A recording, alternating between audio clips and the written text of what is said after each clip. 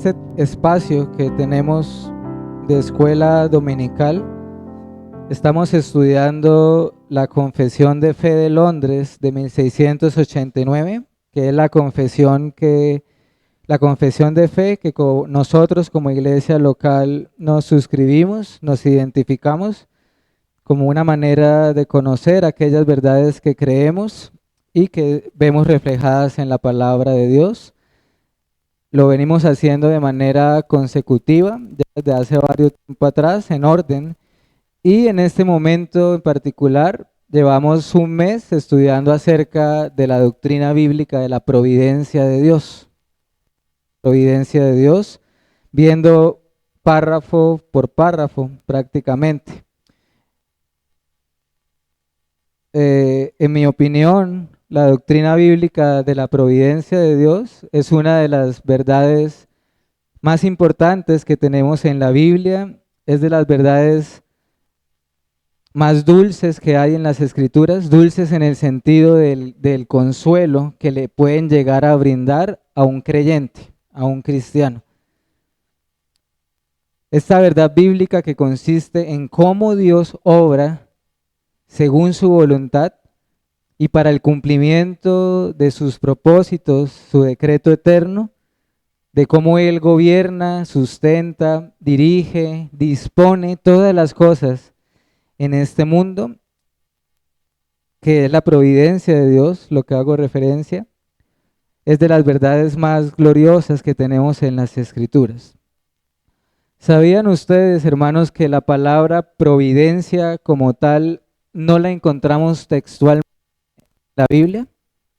La palabra providencia, textualmente hablando, no la tenemos en ninguna parte de las Escrituras.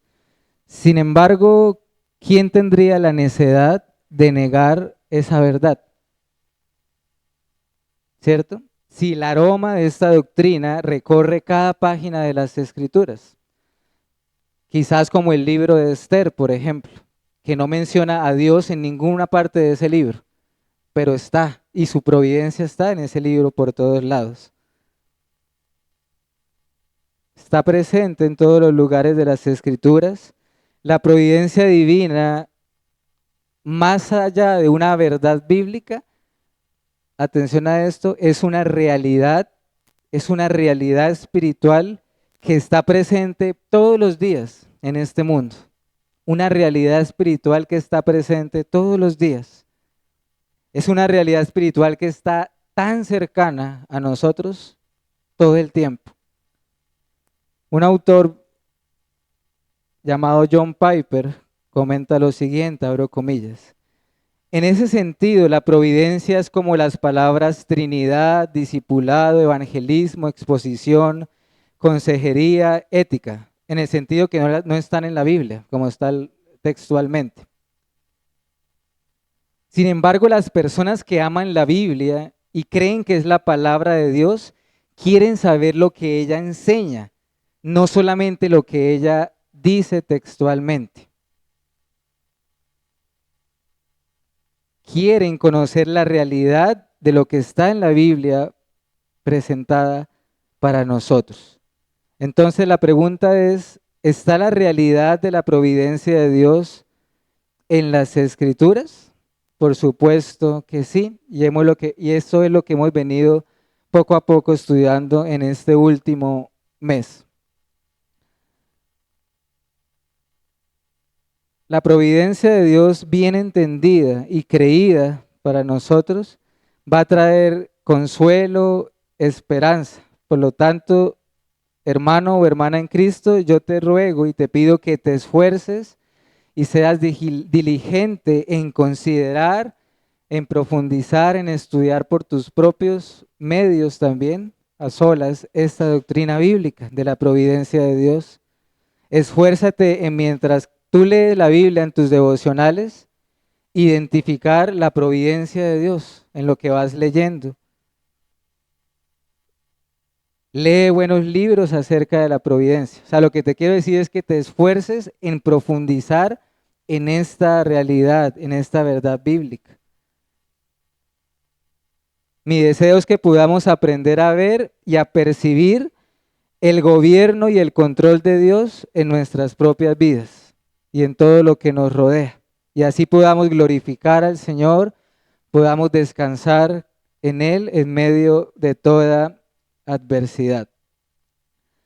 La semana que pasó estuvimos considerando el párrafo 4 de la confesión de fe, donde veíamos que en la providencia de Dios se ven reflejados atributos suyos como cuáles: su omnipotencia, su sabiduría y su bondad.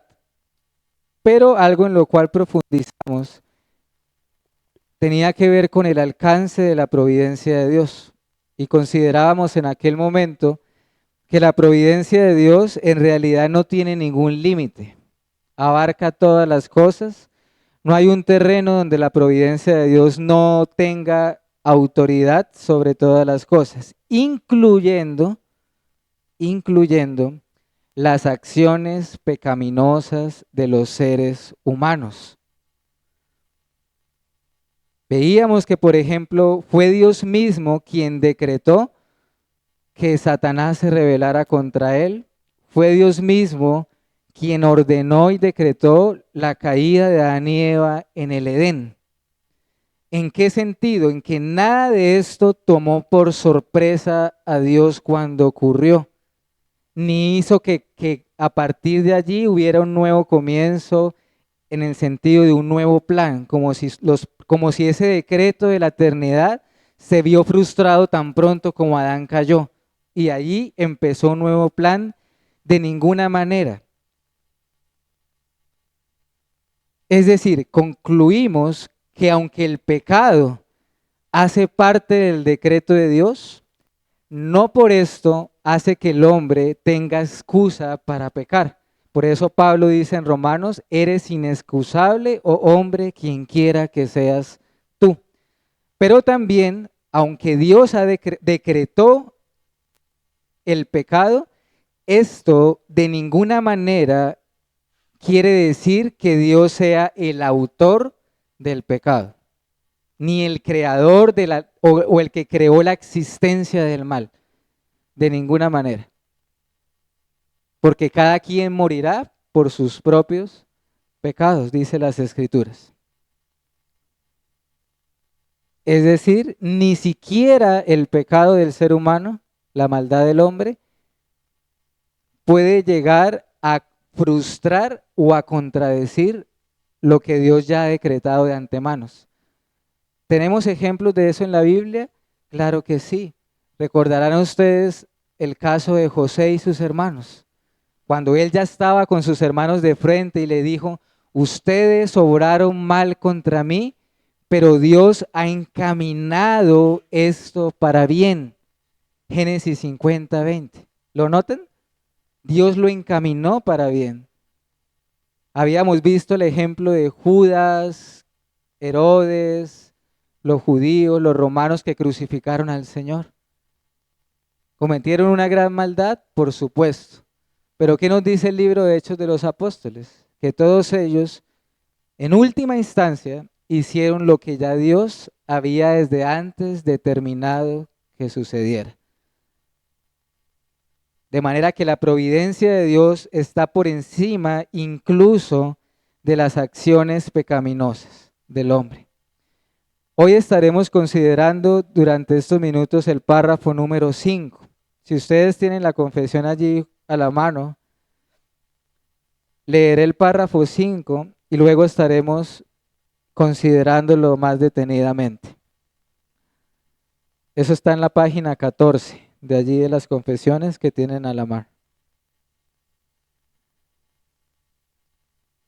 Párrafo 5 de la providencia de Dios. El Dios sapientísimo, justísimo, clementísimo, a menudo deja por algún tiempo a sus propios hijos en diversas tentaciones y en las corrupciones de sus propios corazones, a fin de disciplinarlos por sus pecados anteriores o para revelarles la fuerza oculta de la corrupción y del engaño de sus corazones, para que sean humillados y para llevarlos a una dependencia de Él más íntima, y constante para su apoyo en Él, y para hacerlos más vigilantes contra todas las ocasiones futuras del pecado y para otros fines santos y justos. Por consiguiente, todo lo que ocurre a cualquiera de sus escogidos es por su designio, para su gloria y para el bien de ellos. No sé si ustedes lo han notado, hermanos, pero los hermanos del pasado que redactaron la confesión de fe, cuando se refieren al carácter de Dios, a los atributos de Dios, a sus perfecciones, ellos generalmente usaron esa palabra al final, ísimo. ¿Sí lo notaron? Sapientísimo, justísimo, clementísimo. ¿Qué quiere decir eso? Esa palabra ísimo quiere decir absoluto o en grado sumo, en sumo grado. Usted dirá, ¿no es acaso esto una redundancia? O quizás esto sea un lenguaje arcaico del siglo XVII, del siglo XVIII. ¿No es una exageración? De ninguna manera, iglesia.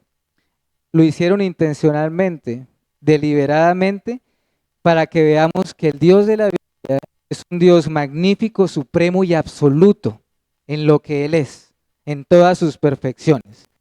Sapientísimo que nos comunica que Dios no solamente es sabio, sino que es absolutamente sabio, supremamente sabio, que Dios no puede aumentar en su sabiduría, no puede ser más sabio de lo que siempre ha sido y de lo que es. Justísimo nos comunica que Él es perfectamente y completamente justo en su ser, en sus caminos, en sus obras. Clementísimo nos habla de que Dios es grande en misericordia. ¿Se han escuchado esa palabra? Ten clemencia de mí, misericordia. Y si tú estás en Cristo en esta mañana y Dios te ha limpiado y perdonado de tus pecados, es porque ciertamente Dios es clementísimo.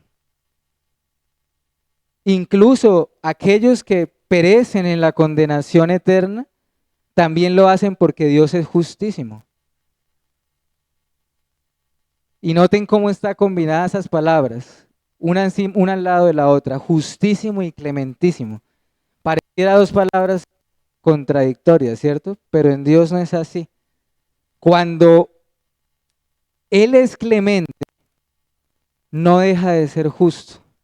Cuando Dios es clemente, no deja de ser justo.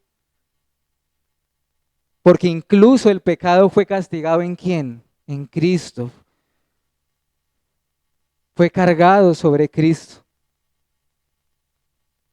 Y si ustedes notan, por ejemplo, cuando estuvimos viendo acerca de Dios y de la Trinidad en el párrafo 2 de la confesión, allí también habla de Dios como purísimo, santísimo, amantísimo. Es decir, el Señor es supremo y absoluto. De manera que debes dar gloria al Señor porque Él es supremo en todos sus atributos. Pero ahora bien, esta mañana, en estos minutos, vamos a enfocarnos en algo en particular, que es cercano a ustedes y a mí. Este párrafo que estamos tratando de estudiar y que acabamos de leer, se está refiriendo al sufrimiento, pero particularmente hablando al sufrimiento de ¿quiénes? Del cristiano, al sufrimiento de los hijos de Dios. El sufrimiento que experimenta el pueblo del Señor. ¿Qué sucede cuando un hijo de Dios, un creyente, sufre? Pasa pruebas, pasa tribulación, pasa angustias, tentaciones. ¿Por qué suceden? O quizás la pregunta que vamos a buscar responder con las escrituras también es, ¿para qué? ¿Para qué suceden? Eso es lo que veremos en estos minutos, hermanos y amigos. Vamos a estar enfocados en el sufrimiento, pero no de todos y cada uno de los hombres, no, porque todos sufrimos.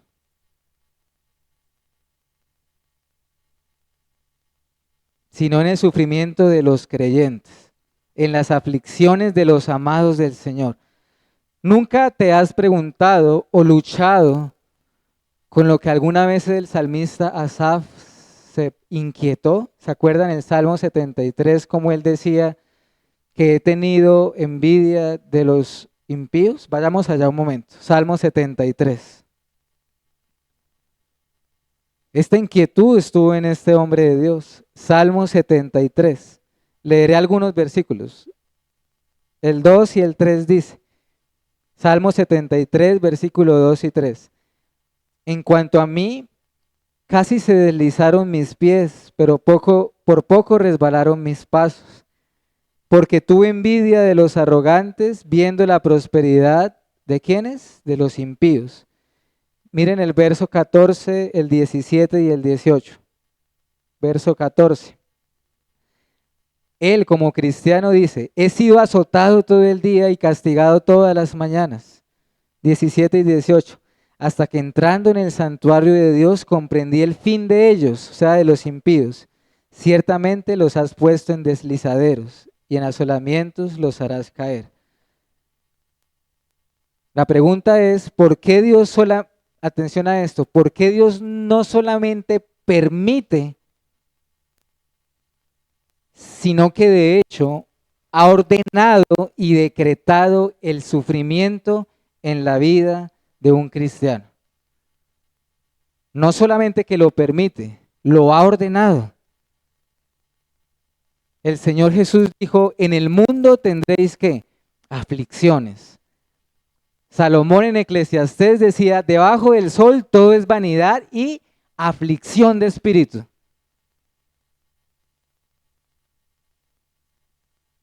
El cristiano no escapa de la realidad del sufrimiento. C.S. Lewis, un autor cristiano, le llamaba el dolor, la pregunta existencial del sufrimiento. ¿Por qué sufrimos? Y de hecho, antes de centrarnos en las razones por las cuales el cristiano puede sufrir, se nos está diciendo que Dios utiliza el sufrimiento como un instrumento o un medio para su pueblo. Dios hace que sus amados hijos se vean expuestos a tentaciones. Y cuando acá habla de tentaciones, se está refiriendo a pruebas. Porque sabemos que Dios no tienta a nadie en el sentido de incitar a pecar. Me refiero, acá habla de tentaciones en el sentido de pruebas, aflicciones, angustias. Alguna vez escuché de alguien hablando del sufrimiento que a esto se le puede llamar la providencia oscura. ¿Cómo así que oscura? No oscura en el sentido de que no provenga de Dios, porque Dios es luz y en Él no hay ¿qué? No hay tinieblas, no hay oscuridad. No oscura en el sentido de que no podamos discernir cuáles son los propósitos que tiene Dios detrás de esos sufrimientos, sino oscura simplemente en el sentido de nuestra perspectiva humana del dolor, del sufrimiento. El punto que quiero comunicar, hermano y amigo, es que la providencia de Dios está detrás de todo lo que nos sucede a nosotros, sea bueno o sea malo, como nosotros lo llamamos malo en el sentido de lo que nos aflige. Dios está detrás de cada alegría y aflicción. Dios está detrás de la salud y de la enfermedad. Dios está detrás de la riqueza y de la escasez, y de la vida y de la muerte, por supuesto. ¿Vemos eso en las Escrituras? Claro que sí. La Biblia dice que Él es quien hace la llaga y Él la vendará. ¿Lo notan? Hace la llaga. Él hiere y sus manos curan, las dos, curan y hieren. Crea la paz y crea la ¿qué? Adversidad, hermanos. Dios mismo lo dice en su palabra. Esos textos que acabo de mencionar son Job 5:18, Isaías 45:7. Formo la luz y creo las tinieblas, dice el Señor. Yo Jehová soy el que hago todo esto. Dios a menudo usa el sufrimiento para cumplir ciertos fines, ciertos propósitos.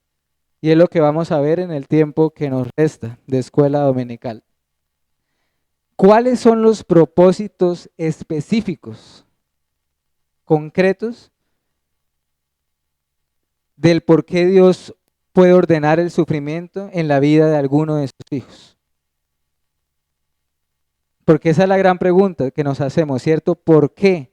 ¿Por qué, Señor, has decretado y ordenado que le pase esto a tu pueblo? ¿Para qué? ¿Con qué fin? ¿Con qué propósito? ¿Qué quieres de mí, Señor? Podemos rastrear en la Biblia algunos propósitos concretos. Primero de ellos, la disciplina. La disciplina. Es una realidad evidente, no podemos negar que muchas veces como cristianos sufrimos y que ese sufrimiento es a causa de nuestro propio pecado. O en otras palabras, es a causa de las consecuencias propias de nuestro propio desobedecer para con el Señor. Y Dios decreta el sufrimiento como un medio para corregir, castigar y disciplinar a sus hijos. Lo podemos entender. Los padres, por ejemplo, por naturaleza, corrigen, castigan o incluso, si es necesario, hasta físicamente a sus hijos, ¿cierto? Cuando le desobedecen. ¿Resulta agradable la disciplina? No, pero es en amor o por amor. De la misma manera, Hebreos 12:6 nos dice que Dios al que ama, disciplina y azota a todo el que recibe por hijo.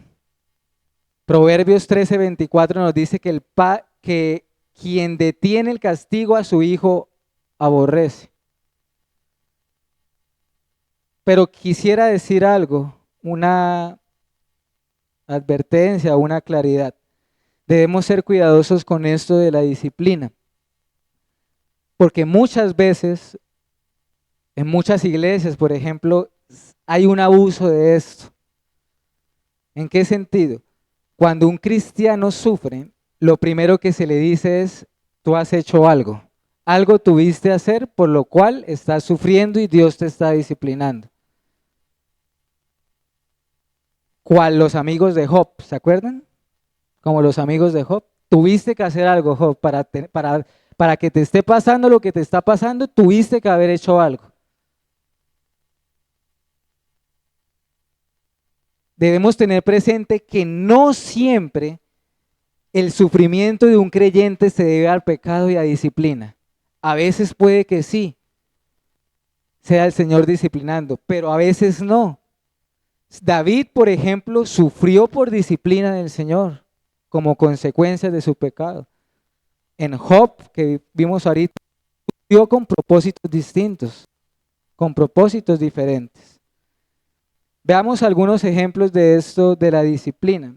Acompáñenme en el Antiguo Testamento a Segunda de Crónicas, capítulo 32, versículo 24 al 26. Vamos a ver de una vez algunos pasajes bíblicos que nos van a ir ayudando.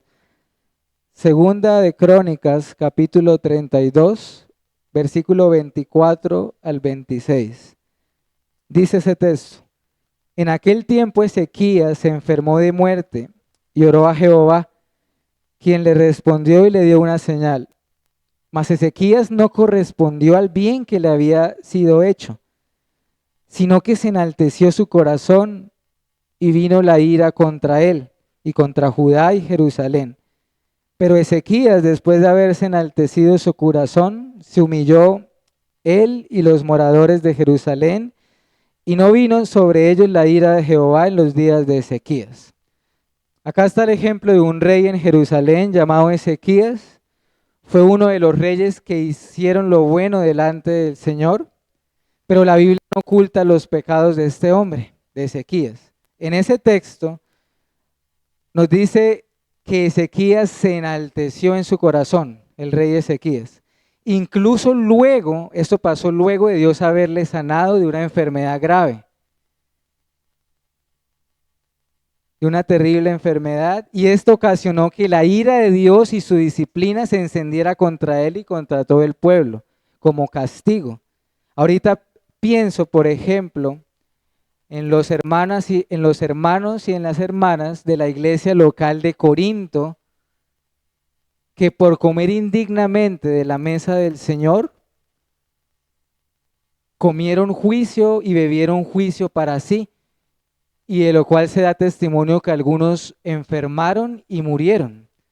Entonces hay ejemplos bíblicos de la disciplina del Señor y de cómo ciertamente el sufrimiento puede venir a nuestras vidas como causa de la disciplina de Dios. Segundo propósito específico, para mostrarnos nuestros pecados.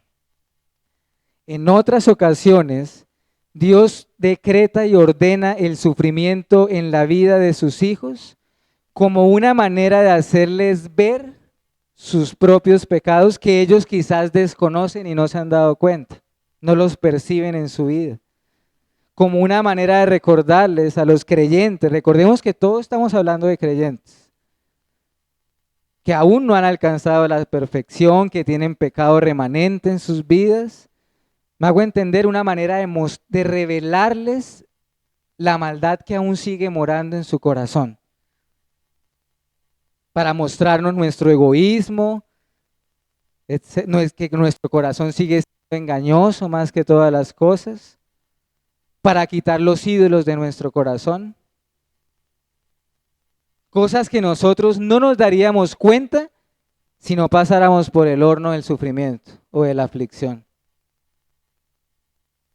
Acá mismo en el ejemplo de Ezequías está ese ejemplo. Ahí mismo en el capítulo que ustedes están, Segunda de Crónicas 32, verso 31.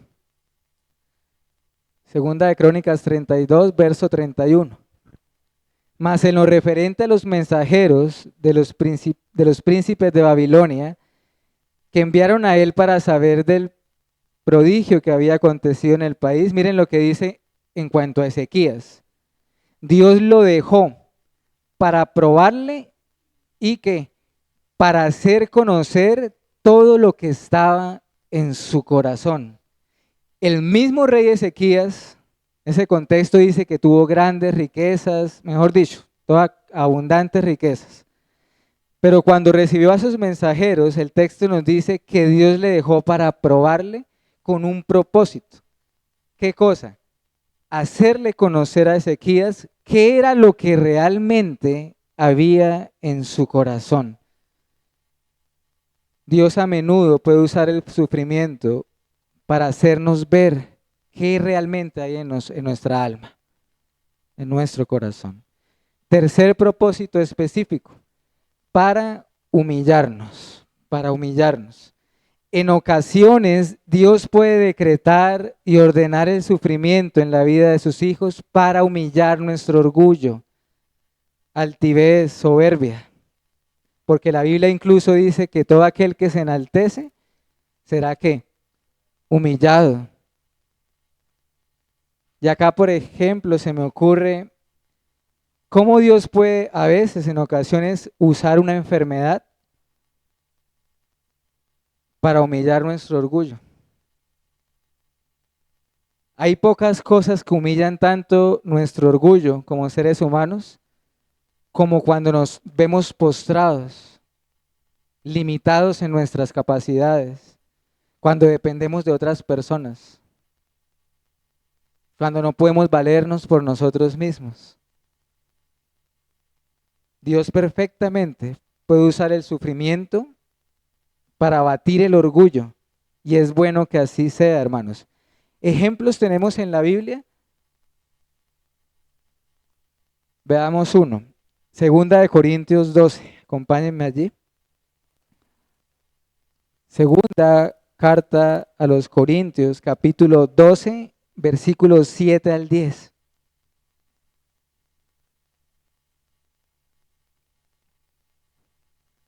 Segunda de Corintios 12, del 7 al 10.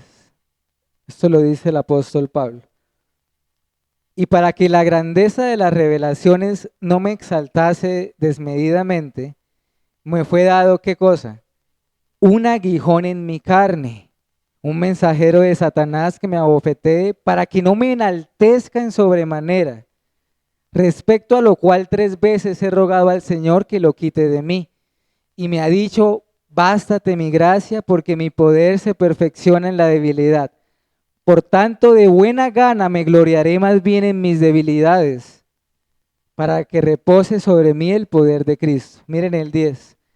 Por lo cual, por amor a Cristo, me gozo en qué cosas: debilidades, afrentas, necesidades, persecuciones, angustias. Porque cuando soy débil, entonces soy fuerte. El caso de Pablo es adecuado para el punto que estamos en este momento. Dios puede usar el sufrimiento para humillar nuestro orgullo. Pablo le fue dado revelaciones únicas en ese contexto. Dice que fue al tercer cielo y que vio cosas y oyó cosas que son inexpresables para el ser humano, pero que Dios le envió un aguijón en la carne, un sufrimiento. ¿Para qué propósito tenía ese sufrimiento? Evitar que él se enalteciera. ¿Lo notan? No sabemos qué haya sido ese aguijón de la carne. Muchos dicen que era una enfermedad física de los ojos. Cualquier cosa que haya sido, sufrimiento. Era sufrimiento para la vida de Pablo. Al punto que Pablo rogó a Dios que le quitara eso y Dios le dijo no, no. Porque cuando somos débiles, somos fuertes en Él. Igual cuando Pedro también, Dios lo humilló. ¿Se acuerdan cuando Pedro dijo, contigo estoy dispuesto a ir hasta la cárcel y hasta la muerte? Y el Señor le dijo, antes de que el gallo cante, me negarás 3 veces. ¿Cuán confiado estaba el apóstol Pedro en sí mismo, cierto? ¿Cuánto se jactaba él en su lealtad para con el Señor? Pero muy pronto fue humillado y lloró amargamente. Él se sentía dispuesto a dar la vida por su Señor, tan solo para descubrir que unas cuantas horas después le estaba maldiciendo y negando al Señor. Y Dios se encargaría de humillarle, pero también de restaurarle, ¿se acuerdan? Pedro, ¿me amas? 3 veces le preguntó. Cuarta, propósito específico en los sufrimientos del cristiano: para aprender dependencia y confianza en el Señor. ¿Cuán a menudo Dios decreta y ordena el sufrimiento en tu vida y en la mía para darnos una buena lección, para aprender a depender y a confiar en Dios? A menudo puede usar el sufrimiento para que dejemos toda autosuficiencia. ¿Cuán a menudo el Señor puede usar, por ejemplo, la escasez material para que nosotros aprendamos en la práctica que nuestro sustento y nuestro abrigo vienen de Dios y no de nuestras capacidades o en nuestra fuerza? Pocos tiempos son tan provechosos en la vida de un cristiano como cuando pasa por el sufrimiento.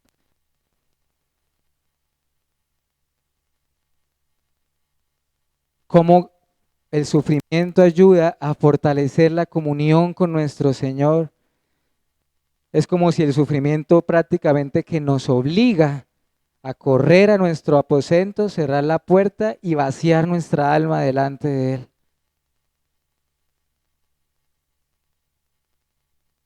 ¿Qué pasó con David, por ejemplo? ¿Se acuerdan cuando él mandó a hacer un censo en Israel y provocó la ira y hubo una gran mortandad? ¿Por qué hizo un censo David? ¿Para qué se hace un censo? Para tener el control, para saber cuántos habitantes hay. Y en el caso de David, él quería saber con cuántos hombres contaba en su ejército. ¿Por qué? No era una curiosidad de saber cuántos habían en Israel. Él en el fondo estaba empezando a confiar en el brazo del Señor y en la fuerza del caballo.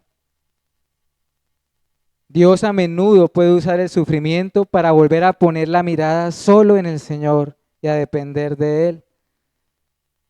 Otro propósito, para hacernos vigilantes. Dios puede ordenar y decretar el sufrimiento en tu vida y en la mía para ayudarnos o para que aprendamos a velar y a orar, para estar atentos, despiertos en la vida cristiana, para despertarnos de nuestro letargo espiritual, de nuestro adormecimiento, para que así podamos huir de la tentación cuando ella llegue, o resistir al enemigo, para que aprendamos la lección de que cuando una tentación nos vuelva a acontecer, podamos huir de ella. Cuando Satanás pida zarandearnos como al trigo, recuerden, nuestra fe no falte. Y esos son algunos ejemplos de cómo Dios o para qué Dios puede usar el sufrimiento con diferentes fines, ¿lo notan? Con diferentes propósitos. Pero seguramente no serán los únicos. Por eso es que los caminos de la providencia son muchos y misteriosos. Dios puede usar el sufrimiento como un medio para distintos fines y propósitos. Y cualquiera que sea este fin o este propósito, podemos estar seguros que proceden y se originan en un Dios que es santo y justo. Por lo tanto, nos debe dar confianza y seguridad, aunque a nosotros no lo entendamos. Dios sabe lo que hace, por qué lo hace y para qué lo hace. ¿Cuál es la causa principal de este sufrimiento en la vida de los cristianos? Escucha bien, hermanos. Todo lo que le ocurre o sucede a un hijo de Dios entre su pueblo, no es, miren que la providencia no es que sea para algunos cristianos y para otros no, para todos los creyentes. La causa principal de todo lo que te sucede o viene a tu vida es el designio de Dios o su decreto. O en otras palabras, todo en tu vida ocurre porque Dios así lo ha ordenado.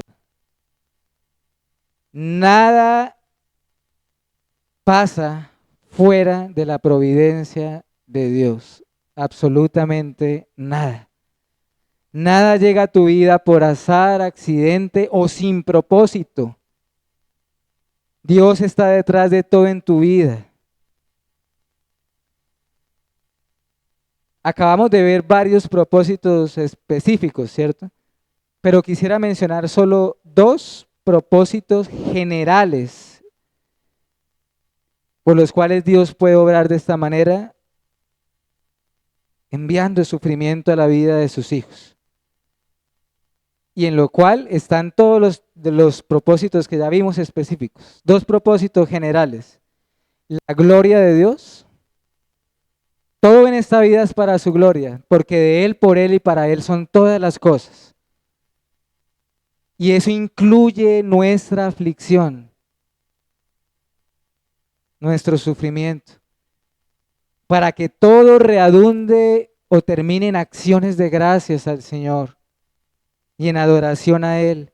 Como el Señor Jesucristo le dijo en su momento a Lázaro, Lázaro, esta enfermedad no es para muerte, sino para la gloria de Dios y para que el Hijo del Hombre sea glorificado a través de ella. De manera que sí, Dios aún es glorificado en medio de nuestra aflicción. Y la segunda propósito general en lo cual abarca todo, la primera es la gloria de Dios, pero la segunda es la santificación del cristiano. Ese es el segundo gran propósito del por qué a menudo Dios nos pasa por el horno del fuego de la aflicción, para tu propia santidad, edificación, para el bien de tu alma, para hacernos semejantes a Cristo Jesús,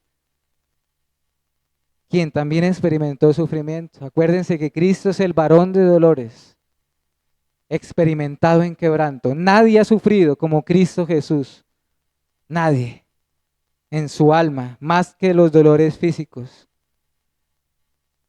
De manera que cuando tu corazón desfallezca, cuando esté roto en mil pedazos, recuerda que detrás de eso Dios está obrando poderosamente en tu vida. Y eso lo está usando para el bien de tu alma. Aquí sigo citando al autor William Cooper, que habló de la providencia de Dios y del sufrimiento y dijo, esas nubes que nosotros tanto tememos están llenas de misericordias. ¿A qué se refería él con nubes? Al sufrimiento. Esas nubes que tememos están llenas de misericordia, porque sabemos que a los que aman a Dios todas las cosas les ayudan a bien, dice Romanos. Lo sabemos, ¿cierto? Pero con frecuencia lo olvidamos. Ese versículo es una gran promesa, hermanos. Sabemos que a los que aman a Dios todas las cosas les ayudan a bien. Esto es, a los que conforme a su propósito son llamados. Ahí hay una gran promesa, una gran esperanza, una gran fuente de consuelo en la aflicción. ¿Para todos es esta promesa de Romanos? No. Para los que conforme a su propósito son llamados. De manera que todas las cosas obran, ayudan y Dios las encamina para el bien de los santos, de los cristianos, de los hijos de Dios. Concluyo la escuela dominical con estas últimas aplicaciones, hermanos, y reflexiones. Quiera el Señor ayudarnos, nos dé su gracia para que podamos ver la mano providencial de Dios en todas las cosas en este mundo, en lo que sucede en las naciones, en los gobiernos, en los gobernantes y lo que nos sucede a nosotros en nuestra propia vida. Segundo, piensa también algo. El sufrimiento de los no cristianos, de los impíos, tiene propósitos diferentes a los sufrimientos de los cristianos. Pueden ser los mismos. Acá puede haber un hombre con un cáncer terminal y es un impío, y acá al lado tenemos a un hombre con el mismo cáncer terminal y es un cristiano. Le aseguro que hay dos propósitos distintos. Aunque sea la misma enfermedad o la misma aflicción.